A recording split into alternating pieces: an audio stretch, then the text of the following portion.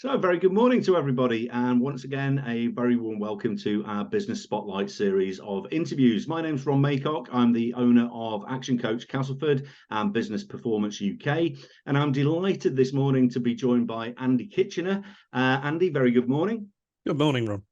And Andy's chosen, I'll say, the title of Research Director, as well as being co-founder and things like that of his business. But the business is SemperFli, and we'll be hearing a lot more about that. A very interesting and intriguing market as we advance through this. So before we do that, I just really wanted to explain what the purpose of these interviews actually are. So we're surrounded by some brilliant businesses in our region, and they've each got their own stories to share.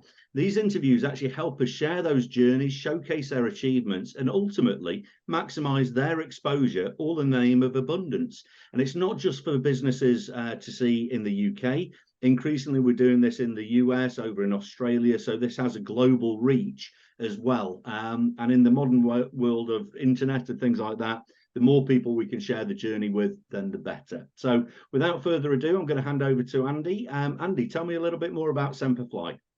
We're a manufacturer of fly tying materials. So all around the world, there's a huge hobbyist market of fishermen, and they use these things, fishing flies, which they manufacture with fur and feather. And we produce the materials that contribute to making those.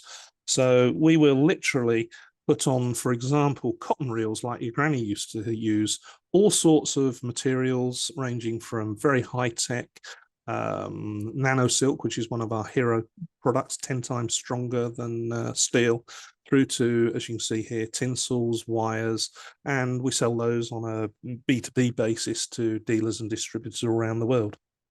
I'm guessing that you're tapping into the egos of fishermen, that they need a super strong binding for the law just in case they do land the monster fish. So it's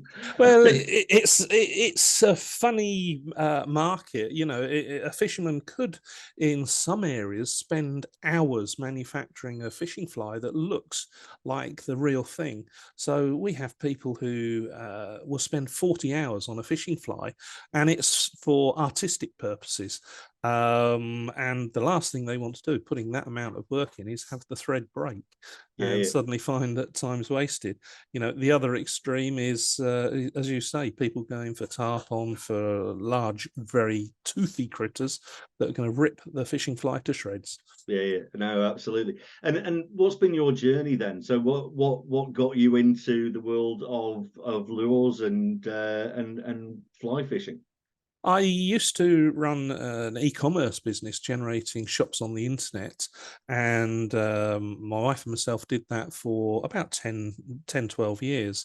And we decided to semi-retire. I was actually doing business consultancy. And my wife said, look, you've always loved your fishing. Why don't you set up a fly fishing shop? So me being me, I understood what the Google rules were back in 2006-07 and how I could get around it. And in our first year, the business went from nothing to six-figure turnover. And it was very seasonal. And we started looking at the fly tying market particularly, and realized that a lot of the materials were quite inferior. So me being a bit of a geek, I started looking and realized that we could make better things. So that's where the journey of SemperFli started. And then my wife said, look, this is a different business altogether. Let's run it as a separate company. And to be honest, that our other company just sits there. We've got a team running it. This is where our work is, and it's a worldwide business. Excellent. You say worldwide, so what's the sort of demographics? Who are buying these things? Basically, if you look at the market is US, Canada, Scandinavia, right through Europe, Australia, and New Zealand. The trout market, it goes back to the Victorian times, where the Victorians took trout eggs to New Zealand, to Australia, and populated trout for the colonial fishermen. However, you look today, fishermen are going for all sorts of species, whether it be tarpon, whether it be for billfish. It could be for any type of fish in any type of waters. And the bindings, are they? Is it purely for fly fishing, or is this Can you use this for other forms of hooks and sport fishing? We, as a manufacturer, we're focused on the fly fishing market. However, we also have what we call an OEM customer base. These are lure manufacturers. So we have companies who buy our materials in bulk. So we might be shipping out 30, 40 kilograms of a chenille, for example, to a big manufacturer who's making lures. The other extreme, because of the uniqueness of some of our materials, we've sold NANO-SILK, our hero gel spun polyethylene thread, to among others NASA for use on a space sail. We've sold to the medical industry, where they've been looking at it for cataract surgery because it's so fine. So although our focus with the brand has been the fly fishing industry, our materials do get used in other areas. It's just not something that we've focused on. And where are you sourcing the materials from? Are they global supply, or have we got a domestic market that is servicing what you actually need in the UK? No, I basically have to sit down and look at the raw materials and do a lot of the manufacturing from scratch.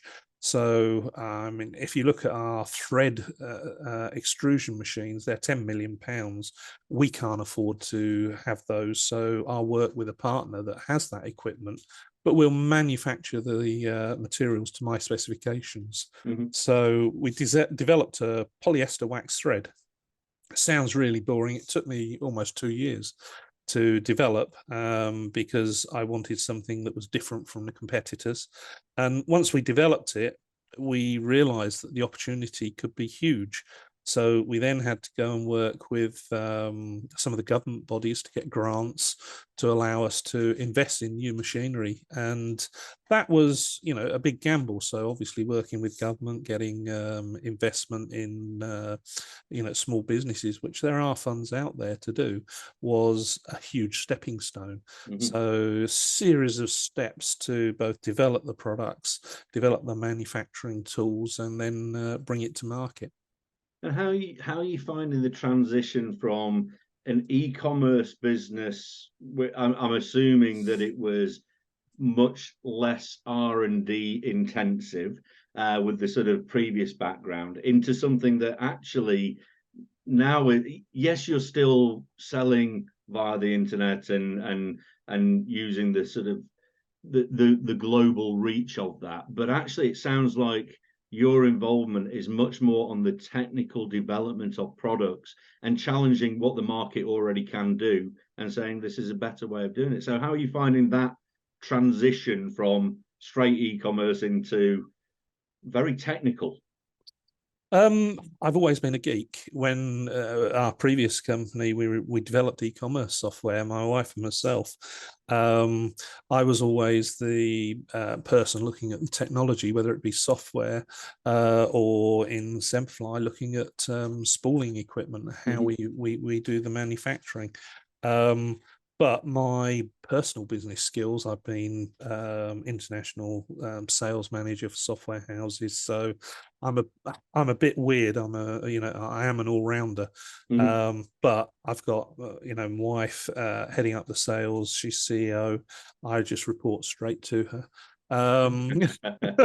And she runs a small team that speak multiple languages. And what we've done is set up a team. There's no I in team, and basically set up so that all of us have our individual skills areas. So we do have family involved in the business, and each of them has their own skills. And what we're trying to do is get them to develop those skills so that as everyone develops, the business develops further and further. Absolutely. And how long have you been going? Well, when did you actually first start? The spin-off products started in 2010. That's when we started prototyping. And in 2014, that's when Anne turned around and said, look, this is a different beast. Let's spin it out as a separate company. So May 2014, we set up the limited company, and we basically started making our first sales. And initially it started off with the UK, but very, very quickly moved to international sales. Yeah, no, absolutely. And you said that year one you hit six figures. What's the kind of That trajectory? was How big's this market? How big can you get? Well, the six figures in the first year was with the e-commerce business. It was very, very different. We're producing, I mean, a spool of thread like this could cost £5 to an end user in America. We've got to sell it to a distributor who wants their margin, who sells to a shop who want their margin. So we have very, very fine margins. However, what we're focused on is volume. So, we've got 3 units where we are now. If you look at our warehouse, we've got well over £1 million worth of stock sat in the warehouse. And what we try and do is balance the manufacturing speed against demand, because we are in a high growth company, even though the market is very mature and is not growing. So it's totally different to the e-commerce business. The market worldwide is very, very niche. There are no facts and figures on market size. We've looked everywhere. We know the 2 biggest sellers in the US, and so what we're doing is just focusing on those, because that's where a lion's share of the market is. Although the figures are we cannot get those figures. There's no industry research body. We do know what the competitors are turning over, so we're focused on becoming the number 1 synthetic supplier worldwide, and number 2 by sales volume. The current incumbent number 2 is really suffering, and so we're just focused on them at the moment. Why would you say that is? Why are people in a very mature market, and times have changed? I think we were talking before we started the interview about trends in behaviors. The younger generations are perhaps more, akin to doing fishing on a Wii or something like that, rather than actually going out and getting some fresh air. So it is a challenging market in terms of the size of the market. Why are very established businesses that have done this for a long time now struggling, and where are you differentiating yourselves moving forward? The answer was actually in your question: why are existing suppliers struggling? When someone's been in business for 100 years, things have always run that way. What I think our greatest asset is that there are no rules. Let's look at what the rules could be. If you look at our audience, we're rapidly, within the next couple of months, should have the biggest fly fishing audience on Instagram worldwide. The number 1 supplier in the world, I think we're 700 short of hitting the number of followers that they have. The market in the UK, we're talking a 55-year-old plus, and the rest of the world, it's 30 plus. They're used to hunting, fishing, shooting. You go to Scandinavia, it's common to go hunting, fishing, camping through the summer. It's the same in Canada, in the States. Unfortunately, in the UK, there's a very limited set of new people coming through, taking up the hobby. Then you also look at the worldwide market. People want their 15 minutes of fame. Instead of getting a incredible knowledge and developing their skills, people want to tie one fishing fly and say, look, I'm the best in the world. Here it is on social media. Look how many people are following me. And, I think there's a whole series of things that are driving the industry. And social media is obviously critical in driving business and revenue.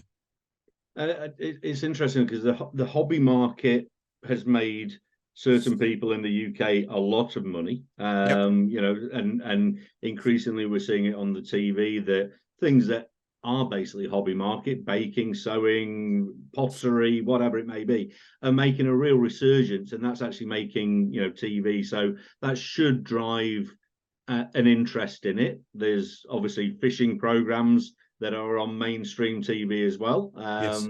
which are again assisting things. But where do you see this going? What's possible with this market, and how much do you need to diversify product-wise away from just the core of binding materials for making laws? If you look at the market, then what we're developing is a brand. One of the huge things that SemperFli has done is not focused on product, but on brand. We have hero products, but when you have a brand and people understand your brand values, ours, we have, cornerstones of quality, innovation, and we are focused on the niche and dominating that niche. But fun and by focusing on that niche, if you bring out a new product, then people will investigate it because you've brought it out. However, in developing brand, that allows you other options, whether it be from clothing, for example. You look at some of the companies out there, Patagonia, they've developed an incredible clothing range in our industry. So we are focused on the materials because that's where our core competencies are today. Who knows where we'll go? We're always looking at the future, but there's a series of steps before we get to the future that we decide to do something totally different, but fitting in with our brand. And the materials themselves, are there other applications, other industries that are starting to pick up? Because take Velcro or whatever, wherever it was designed for the purpose it was designed for, isn't now where it's being used. So is there openings where you could take this into a completely unique and different direction? Yeah, if you look at the market, silk thread used to be used very much in the medical industry. So there was a supplier that's sadly no longer going. They specialized in producing pure silk, and it was used as sutures. If you look at our hero product, NANO-SILK, it's 10 times stronger than steel. It's so light that our finest denier, which is a 20 denier, will, if you stretch out 1 kilo of it, it will measure 440 kilometers. Right. It's that small. But you think of something that small, stronger than steel, then it could be used very much in the medical industries. And we've already got people using it for cataract surgery. We'll get a phone call. We had one not long ago from Israel.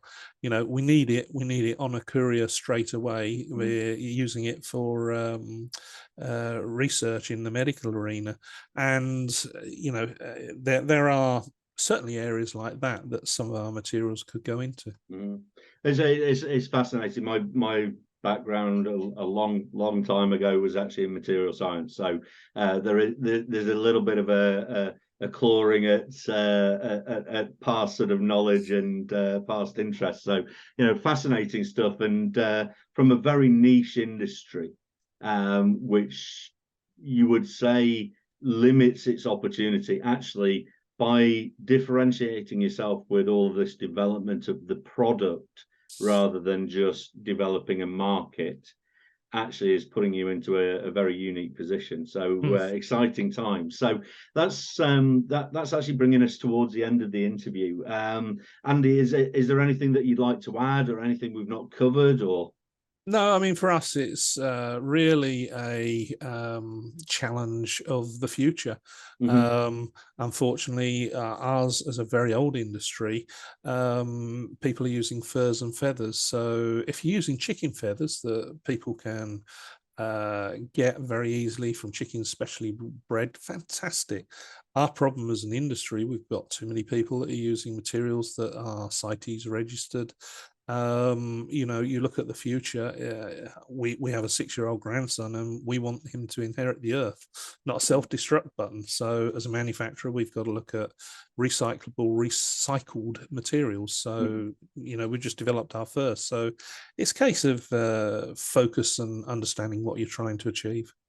And you, I mean, beforehand you mentioned Patagonia and the likes.